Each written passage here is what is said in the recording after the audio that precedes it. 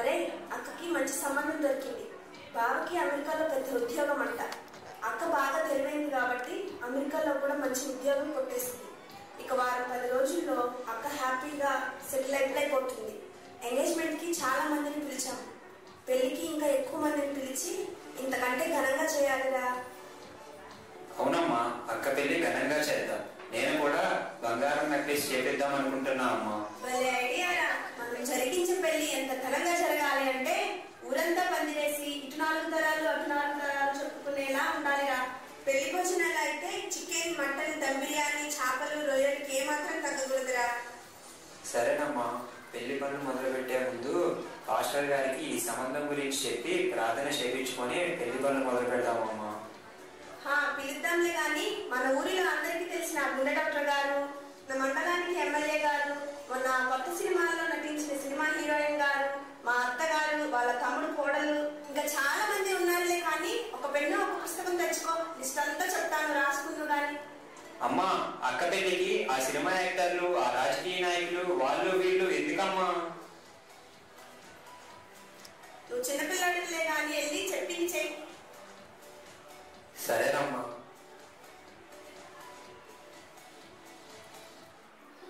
ఏమే కరుణమ్మా, కరుణమ్మా ఎక్కడున్నావు? అయ్యో అమ్మగారు, అమ్మగారు వస్తున్నాను అమ్మగారండి. ఏం చేసినావే? అమ్మగారు కూర్చొని శుభ్రం చేయమన్నారు కదా అమ్మగారు. సరేలే కానీ నిన్న నీకేదో పని చెప్పాను, గుర్తుందా? అమ్మగారు చెప్పారు కదా అమ్మగారు, చేస్తా అమ్మగారు. ఏం చెప్పాను? వంట అది చేసి ఇల్లు శుభ్రం చేయమన్నాను కదా. అట్టనే అమ్మగారండి, ఎప్పుడు చూసిన ఏదో ఒక ఫంక్షన్, పార్టీలు, చుట్టూ చుట్టాలు, స్నేహితులు, అతిథులు వస్తానే ఉంటారు వీళ్ళింటికి. ఏమే కరుణమ్మా, కరుణమ్మా అతిథులు ఎవరు వచ్చినా కానీ నాకు వచ్చి చెప్పు. వాళ్ళని ఎక్కడ పడితే అక్కడ కూర్చోబెట్టేమాక. నేను వచ్చి స్వయంగా మర్యాదలన్నీ చూసుకుంటాను. అట్టనే అమ్మగారు.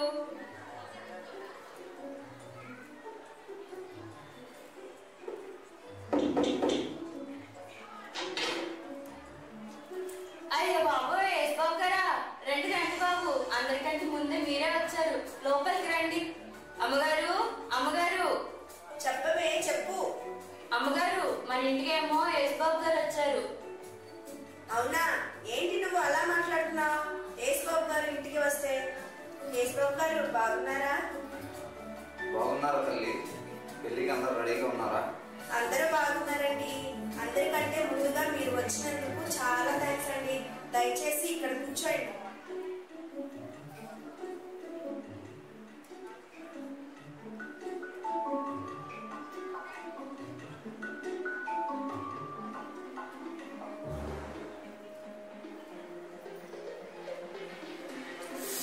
అబ్బా, ఏసీ ఇంత తక్కువ, కొంచెం కూలింగ్ పెంచమని చెప్పరా? మేకప్ అంతా ఈ పెళ్లి అయిపోయే లోపలే అయిపోయాం. అయ్యో బాబోయ్, అయ్యో బాబోయ్, ఆ సినిమాలో నటించిన హీరోయిన్ గారా? సినిమా కాదు, సినిమా. అదే కదమ్మా నేను కూడా అన్నాను. సర్లే, మీ ఓనర్ గారిని పిలు. రండి కూర్చోండి, పిలుస్తాను. అమ్మగారు, అమ్మగారు. చెప్పవే, చెప్పు. అలా సినిమాలో నటించిన పెద్ద హీరోయిన్ గారు మన పెళ్లికి వచ్చారమ్మా. అవునా? ముందు వస్తున్నా. హాయ్ అండి, ఎలా ఉన్నారండి? మీ డేట్లన్నీ కుదుర్చుకుని మా అమ్మాయి పెళ్లికి రావడం చాలా సంతోషంగా ఉందండి. నీ కూతురు పెళ్లి కోసం ఆస్ట్రేలియా షూటింగ్ వదులుకొని మరి ఇండియా వచ్చాను. అయ్యో, చాలా థ్యాంక్స్ అండి. రండి, ఇలా కూర్చోండి. ఏంటి, నేను 2వ స్థానంలో కూర్చోవాలా? నేను ఎన్ని సినిమాల పెద్ద హీరోయిన్ గా నటించాడో తెలుసా నీకు? నాకంత పెద్ద పేరు ప్రఖ్యాతులు ఉన్నాయో తెలుసా నీకు? ఒరే, మనం ఏంటో తెలియక మనల్ని 2వ స్థానంలో కూర్చోబెడుతున్నారా? మన రేంజ్ ఏంటో చెప్పు వీళ్ళకి. మా మేడం గారు 2వ స్థానంలో ఉండమంటే సినిమాలే చేయరు, అలాంటిది ఈ వీడియోలో కూర్చుంటారా?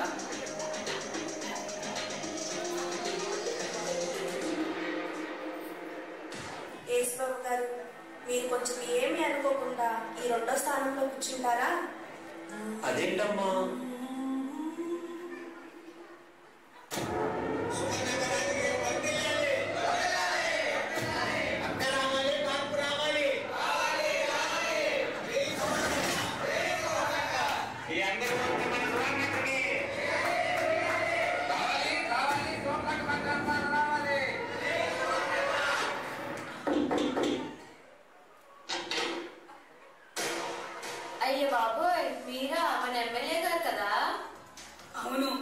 యజమాని గారు ఎక్కడ ఉన్నారు?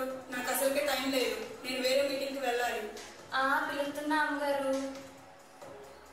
అమ్మగారు అమ్మగారు చెప్పవే. అలా 5 సంవత్సరాలకు ఒకసారి వచ్చే ఎన్నికలకి ఓట్ల కోసం ఇంటికి వస్తూ ఉంటది కదా, ఆ రాజకీయ నాయకురాలు పని పాట లేక ఖాళీగా ఉంది, వచ్చిందండి. వాళ్ళు ఖాళీగా ఉండే వాళ్ళు కాదే బాబు, వింటే నిన్ను నన్ను పోలీస్ స్టేషన్ లో పెడతారు. ఏం పని పాట ఉంటుందా అది బాబు? ఎన్నికలు ఉన్నప్పుడు ఓట్లు అడిగినప్పుడు తప్ప మళ్ళీ ఎప్పుడైనా కనపడతారు వీళ్ళు? సర్లే. నమస్తే మేడం, రండి రండి. కదమ్మా, ముందు కూల్ డ్రింక్స్ తీసుకురా. మేడం వచ్చారు. మేడం వచ్చి ఇలా కూర్చోండి. ఏంటి, నేను ఈ 3వ స్థానంలో కూర్చోవాలా? ఎన్నో పార్టీ మీటింగ్స్ ఉండి ఇళ్ల స్థలాలు పంపిణీ చేయాల్సి నా కోసం 10,000 మంది ఎదురు చూస్తుంటే అది కాదనుకుని వస్తే నన్ను ఇక్కడ 3వ స్థానంలో కూర్చోబెడతారా? అయ్యో అలా కాదండి మేడం. యేసుబాబు గారు, మీరు ఏమీ అనుకోకపోతే ఇటు పక్కన కూర్చుంటారా? అయ్యో ఇదేంటమ్మా, ఇలా కాదమ్మా, ఇలా చేయడం తప్పమ్మా.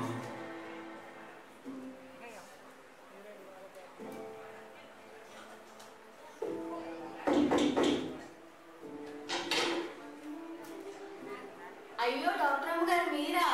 ఏంటి వాళ్ళ ఆసుపత్రిలో పేషెంట్లు ఎవరు లేరా, ఎలా వచ్చారు? ఏంటే కన్నమ్మా, పెళ్ళంతా నీ హడావుడిలాగానే ఉంది. సరేలే కానీ చాలా నీరసంగా కనిపిస్తున్నావేంటి? బీపీ షుగర్ అంతా బాగానే ఉందా? రేపు ఒకసారి ఆసుపత్రికి రా, పరీక్షలన్నీ చేద్దాం. బాబోయ్, మీ ఆసుపత్రికి రావాలంటే మా వల్ల కాదండి. మా అన్నయ్య గారు మీ ఆసుపత్రికి వచ్చిన తర్వాత ఇల్లు కూడా అమ్మేయాల్సి వచ్చింది. ఆసుపత్రికి రావాలంట జనాల దగ్గర బాగా డబ్బులు దోసేసి 4 అంతస్తులు కట్టి 5 కార్లు కొన్నది. అమ్మగారు అమ్మగారు, డాక్టర్ అమ్మగారు వచ్చారు. అమ్మగారు నమస్కారం డాక్టర్ గారు. మీరు మా అమ్మాయి పెళ్లికి రావడం చాలా ఆనందంగా ఉందండి. దయచేసి ఇలా వచ్చి కూర్చోండి.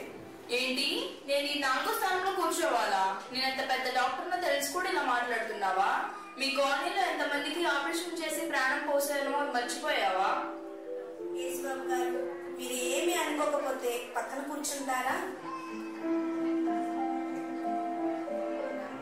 అమ్మా, అర్థమవుతుందా నీకు?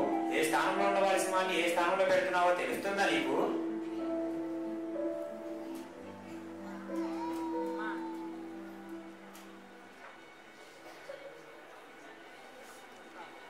ఇదిగో పెళ్లికి ఈ డ్రెస్ వేసుకో, రిసెప్షన్ కి ఇది వేసుకో, డ్రెస్ మీద మరకలు పడకుండా చూసుకో.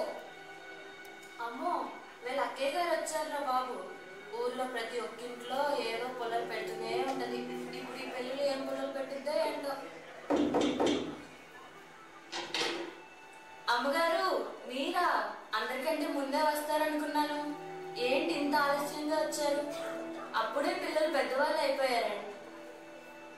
ఏం చేస్తావే కన్నమ్మా, ముందే వద్దాం అనుకున్నా, పిల్లలు రెడీ అవడానికి ఇంత సమయం పట్టింది. ఏంటా ఆలస్యంగా వచ్చిందనుకున్నా, ఎండల బాధి వచ్చి పడిపోయారు. అమ్మగారు, మీ అక్కగారు వచ్చారండి బాబు. ఏంటే, ఏ పని చెప్పినా సనుక్కుంటూ చేస్తావు, సనుక్కోకుండా ఉండలేవా? అక్క, ఎలా ఉన్నావు? ఏంటి ఇంత ఆలస్యం అయిపోయింది? రారా ఇక్కడ నుంచో. ఏంటి, నేను నుంచోవాలా? ఎవరొకరు లేపి నన్ను కూర్చోబెట్టు. రోజు వచ్చి నీ బాగోగులు చూసి పట్టించుకునేది నేనా వీళ్ళా? నేను చిన్న పిల్లల్ని తీసుకుని బావతో సెలవు పెట్టించి ఇంటికి వస్తే నన్ను నా పిల్లల్ని నుంచోబెడతావా? ఎవరొకరు లేపి నన్ను కూర్చోబెట్టు. యేసుబాబు గారు, మీరు ఏమీ అనుకోకపోతే ఇటు పక్కన దయచేసి నిలబడతారా? అమ్మా, మొదటి స్థానంలో ఉండవలసిన ఏసైని ఆఖరికి కూర్చోమని చెప్పకుండా నిల్చోబెట్టేస్తున్నావా? ఇది న్యాయం కాదమ్మా.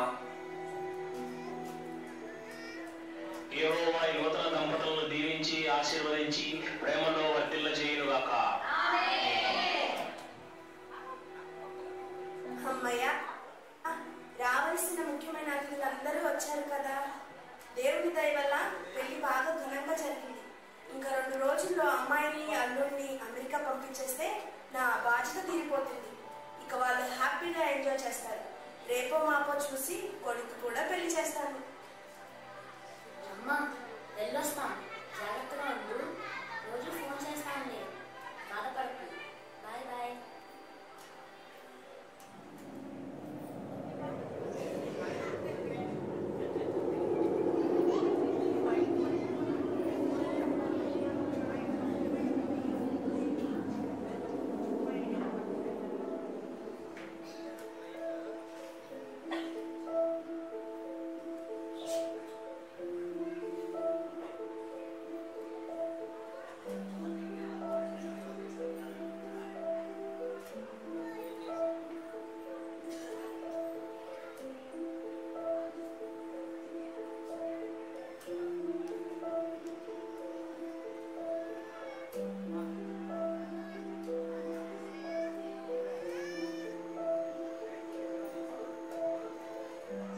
ఛా, మా అమ్మ ఏంటి ఇలా చేసింది?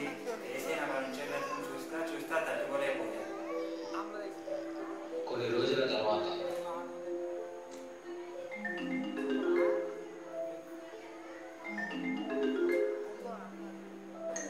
అమ్మా.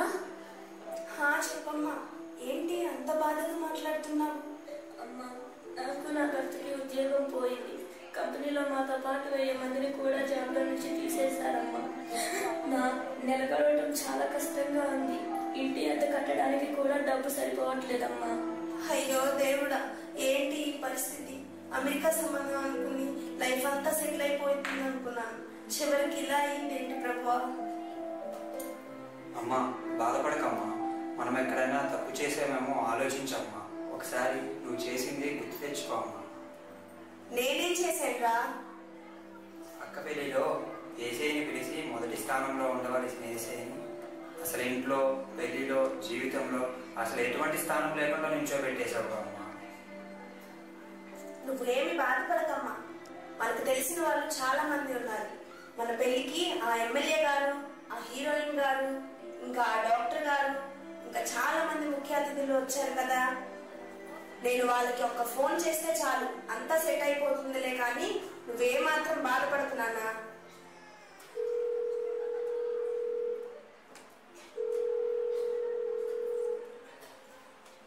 హలో ఎమ్మెల్యే మేడం గారు, నాకు ఒక హెల్ప్ కావాలండి. నా కుమార్తె కష్టంలో ఉంది. కొంచెం మీరు ఒకసారి మా అమ్మాయి చేసే కంపెనీ యాజమాన్యంతో మాట్లాడితే మా అమ్మాయి అల్లుడు ఉద్యోగం నిలబడతాయండి. దయచేసి సాయం చేయండి. నా పార్టీని మెయింటైన్ చేయడానికే నాకు టైం లేదు. ఇంకా నీ గురించి, మీ అమ్మాయి గురించి, మీ అల్లుడు గురించి, మళ్ళీ వాళ్ళ ఉద్యోగాల గురించి నేను మాట్లాడాల. పెట్టేయండి. ఏమండి హీరోయిన్ మేడం గారు, నాకు ఒక సాయం కావాలండి. నా కుమార్తె కష్టంలో ఉంది. కొంచెం మీరు ఒక సాయం చేయండి. ఎవరు మీరు? నా నెంబర్ ఎవరు ఇచ్చారు మీకు? మేడం, నేను మేడం. మొన్న మా పాప పెళ్లికి వచ్చారు కదా మేడం. పెళ్లికి వచ్చినందుకు మాత్రం నా పర్సనల్ నెంబర్ తీసుకుని ఫోన్ చేస్తారా? పెట్టేయండి. నేను ఆస్ట్రేలియాలో షూటింగ్ లో ఉన్నాను. ఇలా కాదు, నేను డాక్టర్ గారికి ఫోన్ చేస్తా. వాళ్ళ అబ్బాయి కూడా అమెరికాలో అదే కంపెనీలో పనిచేస్తున్నాడు. హలో డాక్టర్ గారండి, మా అమ్మాయి అల్లుడు అమెరికాలో ఉన్నారు. ఉద్యోగంలో కొంచెం అవసరం అయింది. మీ అబ్బాయి కూడా అదే కంపెనీలో పనిచేస్తున్నాడు కదా. కొంచెం రికమెండేషన్ ఇచ్చి హెల్ప్ చేయండి డాక్టర్ గారు. ఏంటి హెల్ప్ చేసేది? నేను ఇంత పెద్ద డాక్టర్ అయ్యింది కూడా మా అబ్బాయికి అమెరికాలో దిక్కులేదు. వాడిని ఏం చేయాలో నాకే అర్థం కావట్లేదు. ఇంకా మీకేం హెల్ప్ చేసేది? చా, వీళ్ళెవరూ సాయం చేయట్లేదు. కానీ నా రక్త సంబంధమైన మా అక్కకి కాల్ చేస్తా. ఈ టైంలో మా అక్క నాకు ఖచ్చితంగా హెల్ప్ చేస్తుంది. అక్క, అమ్మాయికి అల్లుడికి ఉద్యోగం పోయి అందరినీ ఇండియా వెళ్ళిపోమంటున్నారంట అక్క. ఇప్పుడు ఏం చేయాలో అర్థం కావట్లా. ఏమైనా సాయం చేయక్క.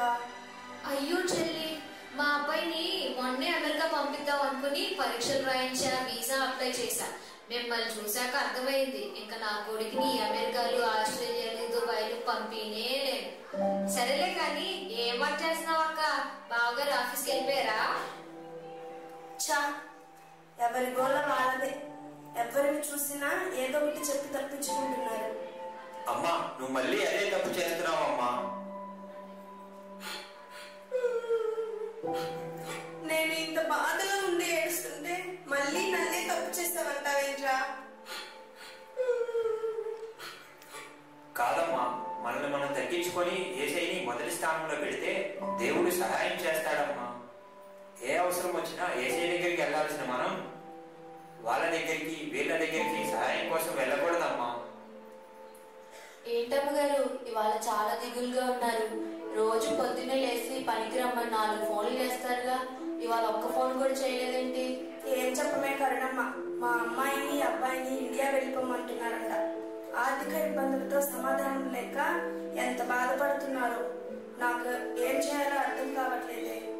అమ్మగారు, మీరు ఏమనుకోనంటే ఒక మాట చెప్తాను అమ్మగారు. అందరూ సలహాలు ఇచ్చేవాళ్ళే, ఇక చెప్పు నువ్వు కూడా. మీకు తెలిసిన విషయమే అమ్మగారు. ప్రార్థించండి అమ్మగారు, నేను కూడా మీకోసం ప్రార్థిస్తాను. మా చర్చ్ లో క్రిస్మస్ పాటల ఆరాధన జరుగుతుంది. దయచేసి ఈ ఒక్క ఒక్కసారి నాతో వచ్చి వెళ్ళండి అమ్మగారు. సరే కన్నమ్మా.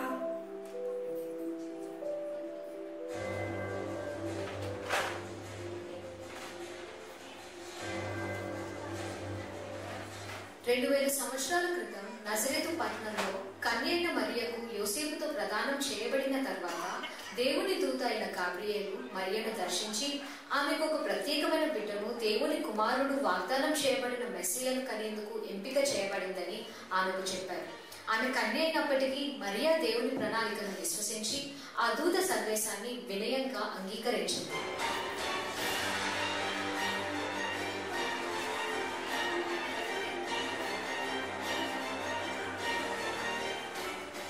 ఒకరోజు దేవుని దూత యోసేపు కలలో కనిపించి మరియను తన భార్యగా తీసుకోమని చెప్పారు. వారింకా ఏకముఖ ఆనందున యోసేపు మొదట్లో ఇబ్బంది పడ్డాడు. యోసేపు నీతిమంతుడై మేరీని అవమానించకుండా రహస్యముగా విడనాడను ఉద్దేశించాడు. కానీ దేవుని దూత అతనికి హామీ ఇచ్చి యేసు అని పేరు పెట్టమని చెప్పాడు.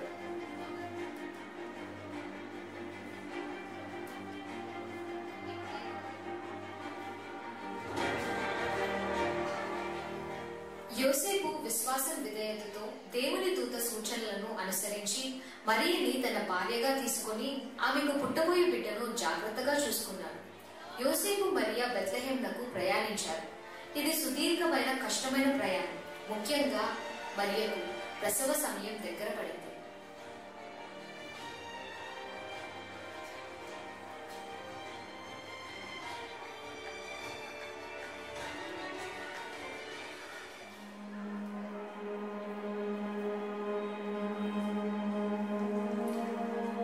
వారు బెత్లెహేమునకు వచ్చినప్పుడు పట్టణం పూర్తిగా రద్దీగా ఉండి యోసేపు మరియకు సత్రంలో స్థలం లేదు. మరియా ప్రసవ దినములు నిండెను కనుక సత్రంలో వారికి స్థలము లేనందున తన తొలిచూలు కుమారుని కని పొత్తిగుడ్డలతో చుట్టి పశువుల తొట్టులో పరుండబెట్టెను.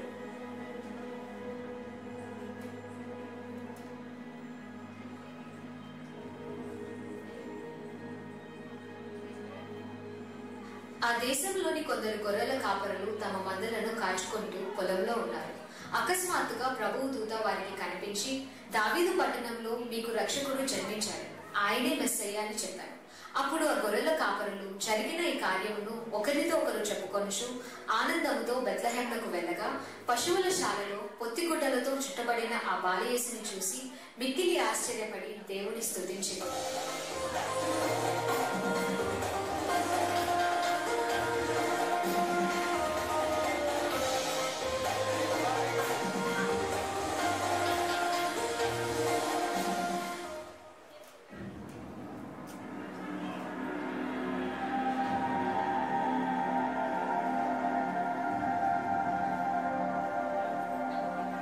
రాజైన హేరోదు దినముల యందు యూదయ దేశపు బెత్లెహేములో యేసు పుట్టిన పిమ్మట తూర్పు దిక్కున ఒక ప్రకాశవంతమైన నక్షత్రమును చూసి 3 తెలివైన జ్ఞానులు ప్రవచనాలను చదివి పరిశోధన చేసి దానిని వెంబడించింది. ఆ నక్షత్రము ఆ శిశువు ఉండిన చోటికి మీదుగా వచ్చి నిలుచు వరకు వారికి ముందుగా నడిచారు. వారు ఆ నక్షత్రమును చూసి అత్యానంద భరితులై ఇంట్లోనికి వచ్చి ఆ శిశువును చూసి సాగిలపడి ఆయనను పూజించి తమ పెట్టెలను విప్పి బంగారమును, సాంబ్రాణిని, బోలమును కానుకలుగా ఆయనకు సమర్పించింది.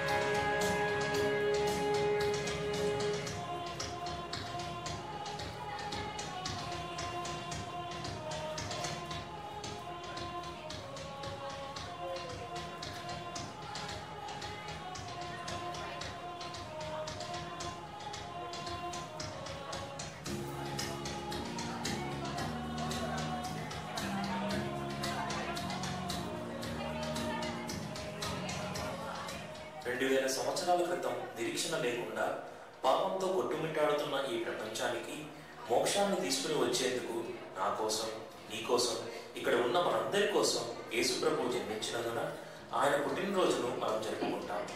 ఆ దేవుని యొక్క గొప్ప ప్రణాళికను మనం గుర్తు చేసుకుంటాం.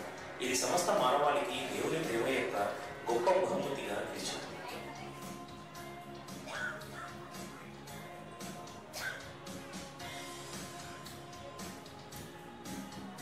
కరుణమ్మ, నాకు చాలా బాధగా ఉంది. నేను ఈ క్రిస్మస్ గురించి చిన్నప్పటి నుండి వింటూనే ఉన్నా, కానీ ఎప్పుడూ అర్థం చేసుకోలేదే. అమ్మగారు, ప్రార్థన చేయండి అమ్మగారు.